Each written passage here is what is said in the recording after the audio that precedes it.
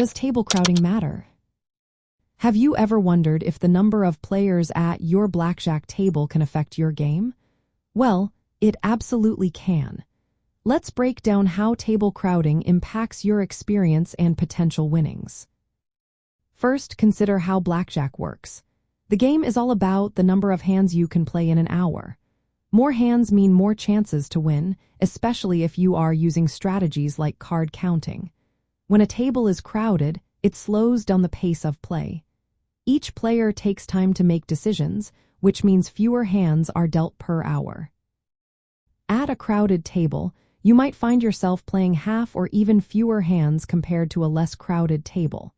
This reduction directly affects your potential winnings. Even if you have a solid strategy, the fewer hands you play, the less you can capitalize on favorable situations.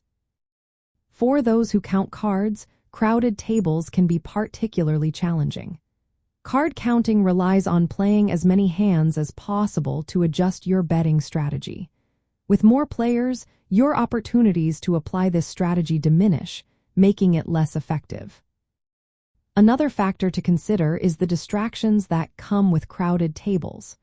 More players mean more chatter and movement, which can make it harder to focus on your game. This lack of concentration can lead to mistakes or missed opportunities, which is something you definitely want to avoid. Your seating position also plays a role. If you are seated first to act, you have more time to think and make decisions without the pressure of others waiting on you. In a crowded environment, this can be a significant advantage.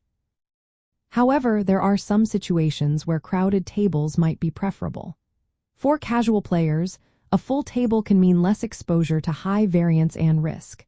If you are not using advanced techniques like card counting, the slower pace may not be as much of a disadvantage.